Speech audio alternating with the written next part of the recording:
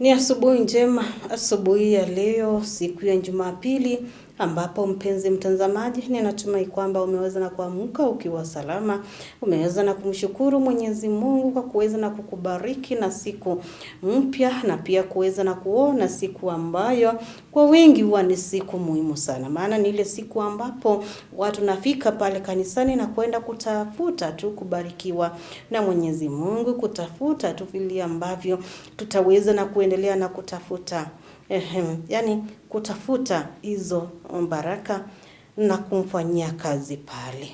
Basi kabla hatujaweza na kufika huko kanisani, wacha tukaweza na kuhudhuria hii ibada ya manyunyu ya baraka, maana kupitia kipindi cha manyunyu ya baraka huwa tunapokea neno la Mwenyezi Mungu, tunapokea maombi na pia tunapokea nyimbo. Hivyo basi karibu tukaweze na kuzipokea hizo zote. Neno tunaletewa na mtumishi wake ambaye ni Pastor Zacchaeus Kaisa kutoka kanisa la ABC Kidhiani Mukaa Pastorate Makueni Sub Quarter. Karibu tuzidi na kubarikiwa kwa pamoja. Hujambo mtazamaji wangu. Ni wakati mwingine mwema ambao Bwana ametuwezesha kuiona siku hii. Karibu ili tupate kushirikiana kwa pamoja kwenye kipindi manyunyu ya baraka. Tapata somo la kutuongoza katika kitabu cha Injili ya Mathayo mtakatifu sura ya 28. Haya yake ni ya kwanza hadi ya 4. Hata Sabato ilipokwisha, ikapambazuka siku ya kwanza ya juma, Mariamu Magdalena na Mariamu yule wa pili walikwenda kulitazama kaburi, na tazama palikuwa na tetemeko kubwa la nchi, kwa sababu malaika wa Bwana alishuka kutoka mbinguni. Akaja, akavingirisha lile jiwe, akalikalia. Na sura yake ilikuwa kama umeme, na mavazi yake meupe kama theluji. Na tazama, na kwa kumwogopa wale walinzi walitetemeka, wakawa kama wafu. Malaika akajibu akawaambia wale wanawake, msiogope ninyi, kwa maana najua ya kuwa mnamtafuta Yesu aliyesulubiwa. Tuombe. Baba mtakatifu, asante kwa ajili ya uwepo wako pamoja nasi asubuhi njema ya leo. Asante kwa ajili ya kibali cha uhai. Asante kwa sababu umetuandalia neno lako. Tunaomba ukapate kutubariki na kutusaidia kulingana na mapenzi yako unavyotaka tuyajue na kuyafahamu siku ya leo. Kwa Yesu Kristo aliye Bwana mkombozi wetu tumeomba. Amen. Kuondolewa jiwe. Tutazungumzia juu ya kuondolewa jiwe. Jiwe kuu hapa ni lile jiwe ambalo liliziba kaburi, ama liliweza kufunika kaburi baada ya Yesu kuwekwa mle ndani. Tunaweza kujua ya kwamba na kuona ya kwamba ilikuwa Sabato ilikwisha, ilikuwa ni siku ya kwanza ya juma. Mariamu Magdalena na Mariamu wa pili, wao waliweza kushughulika sana na mambo ya Yesu kwa karibu. Hata wakati wa kifo chake, hata alipokuwa pale kaburini, waliulizana na kutangulia, hata ndio walitangulia kwenda mapema. Mpendwa mtazamaji, mtu anapoaga dunia, watu hutembelea mara kwa mara na kujua kunaendelea nini. Wanawake hawa walikuwa na fikira hizo, walienda kaburini kutazama mwili wa Yesu. Naona ya kwamba walipofika pale, kwa sababu ilikuwa ni siku ambayo Yesu alifufuka, asubuhi na mapema. Walipofika pale, waliulizana katika njia, huenda ikawa walizungumzana. Je, kwa sababu tuko njiani na kwenda pale, shida yetu ni moja, dada yangu. Ni nani atatusaidia kutoa lile jiwe pale ambalo linafunika kaburi? Lakini kumbe Mungu alitangulia mbele zao, na baada ya kutangulia mbele zao maajabu yakatendeka. Akakuta ya kwamba malaika ametoa jiwe na ameketi pale akikalia lile jiwe kando ya kaburi. Bila shaka na waliweza kuogopa, kwa sababu hawakukusudia jambo kama hilo. Waliona mtu akiwa amevalia mavazi meupe, na hata pia waliweza kushangaa. Na kwa sababu malaika aliweza kuelewa ya kwamba hawa watu wameshtuka, akawaambia msiogope, kwa sababu najua mnamtafuta Yesu aliyeuawa na kuwekwa kaburini. lakini hayumo hapa, ameshafufuka. Hivyo basi nia yao wamama walikuwa ni waone, watazame ule mwili vizuri, waupake mafuta vizuri, na pia manukato yao yote waliobeba. Tunasema ya kwamba, mtazamaji wangu, Mungu aliwatangulia akawaondolea lile jiwe kupitia malaika wake. Je, nataka upate kuelewa ya kwamba siku ya leo ni jiwe gani ambalo nataka Mungu akuondolee? Kwa sababu kuna mawe ya aina nyingi, yale ambao huenda ikawa yamekukabili. Ugonjwa ni jiwe moja, ambapo kila mara unakaa kwa kutokusikia vizuri. Bwana anaweza kuondoa hiyo jiwe na ukawa huru. Kuna jiwe lingine, jiwe la kukosa vitu. Hiyo tu ni jiwe, na kwa sababu Bwana ndio mpeanaji wako, anaweza kukupea uwe nazo na una shida tena. Kuna jiwe la aina nyingine pia. Jiwe aina za mawe kama kujawa na hasira, madawa ya kulevya, hizo zote ni aina za mawe. Kutoamini, kukosa amani, wizi, mauaji, hizo zote ni aina za mawe yale ambayo yanastahili kuondolewa.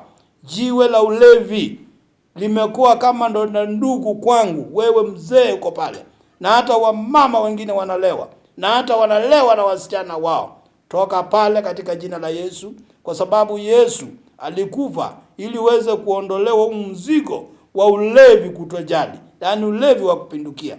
Madawa ya kulevya, hilo ni jiwe lingine ambalo linakabili, na hata wanarika wengi. Hata saa hii ninapozungumza nawe, yawezekana ya kwamba unaangalia TV hapo ukiwa pia hausikii vizuri, unaona kizunguzungu kwa sababu ya madawa ambao ulikula na ulikunywa, na hata mengine ukajidunga kupitia sindano. Ndugu, jiachilie mikononi mwa Yesu. Ukijiachilia mikononi mwa Yesu utakuwa huru. Hautakuwa na shida tena. Utakuwa huru wa kutembea pamoja na Yesu. Utakuwa huru kusema Yesu ni Bwana. Utakuwa huru kujua ya kwamba hizi vitu zinadhuru afya yako, na kuziacha na kumfuata Kristo. Mtazamaji wangu, tazama katika mambo hayo, yale ile jiwe ambalo linakusumbua, Yesu anaweza kuliondoa. Ni wewe tu unaweza kusema, Baba niondolee, jiachilie kwake. Hautakaa katika hali ya kutatizika tena. Hautakuwa ukikaa katika hali ya utatanishi tena, lakini utasema Yesu ni Bwana. Labda una amani pale nyumbani. Wewe ni mama na unasumbuka. Wewe ni mzee na unasumbuka. Wewe ni mama kijana pale, mwanarika pale na unasumbuka. Lakini kuanzia leo usumbufu utaisha. Jiachilie kwa Yesu. Njoo kwake, akuondolewe mzigo, na utasema Yesu ni Bwana, na kupata kuona heri katika mambo yote. Utafanikiwa katika njia zako. Tazama, hawa waliweza kurudi na furaha, maana wameweza kusikia kwamba Yesu amefufuka. Wewe unaweza kuwa umekufa katika kufanya mambo yale ambayo nimeyataja hapo awali. Sasa leo ni siku yako ya kufufuka. Acha zile, ufufuke na Yesu, na uende na Yesu, utembee na Yesu, pia akuweke huru, na uendelee na kushuhudia kwamba umeziona nguvu za Mungu na Mungu amefanya kazi maishani mwako. Je, uko tayari Yesu azidi kufanya kazi pamoja nawe? Uko tayari kujiachilia mikononi mwako ili akuongoze? Acha hizo takataka zote, mfuate yeye. Yeye ni mwaminifu, na kwake hautakula vitu ambavyo havistahili. Mwili wako ni hekalu la Kristo. Mpe yeye nafasi autawale mwili wako. Hautasikia kiu ya ulevi tena. Hautasikia kiu ya madawa tena. Hautasikia kiu ya kufanya uasherati tena, maana Yesu ni Bwana. Bwana alibariki neno lake. Tuombe. Baba mtakatifu na Mungu ishie milele, sande kwa sababu umezungumza nasi kupitia neno lako.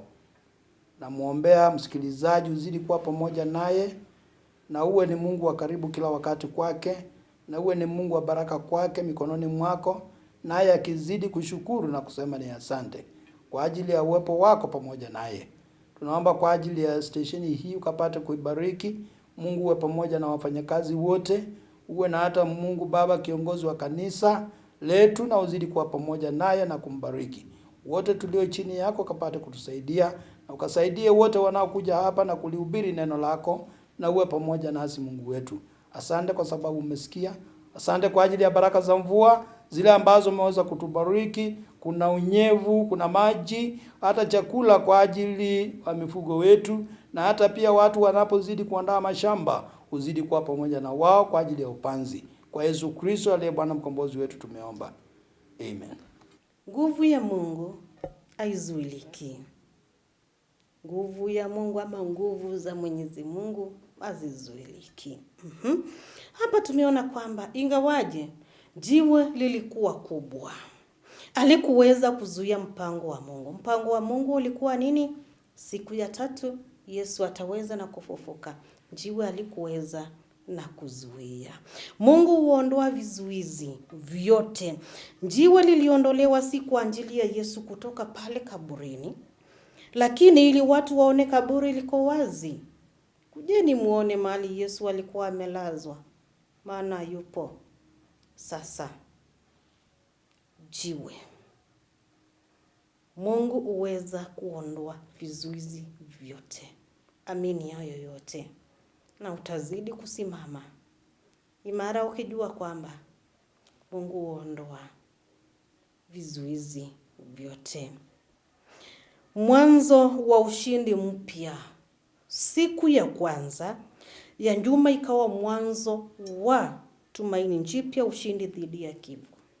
Hiyo siku ya kwanza ikawa ndo mwanzo pia, yani mwanzo wa tumaini jipya, maana Yesu ameweza na kufufuka. Hapa hakuna jiwe kubwa, yani hata kama ni kiasi gani, linaweza kuzuia mpango wa Mwenyezi Mungu, linaweza na kuzuia kubarikiwa kwako, na kujua kwamba tunapoona mwisho hapo ndo mwanzo wa Mwenyezi Mungu unaanzia. Mwanzo mpya unaanzia pale. Unapofika mahali unaona giza, mwangaza wa Mwenyezi Mungu unaanzia pale. Haijalishi watu wameona giza kwako, haijalishi watu wameweza kuona kwamba umefika mwisho. Anza kuona kwamba hujafika mwisho. Yale ambayo uliweza na kuyapitia ilikuwa koma tu, kumaanisha yani kila jambo lilikuwa iendelee. Haikuwa umefika mwisho, na utaweza na kufika mwisho, maana Mungu yupo. Haijalishi jiwe linatoshana namna gani, haijalishi ya majaribu yanatoshana namna gani, haijalishi shetani ameweza na kukujia, yani kukuja kwako akiwa amejiami kiasi gani. Yesu Mungu huondoa vizuizi. Mwenyezi Mungu atubariki.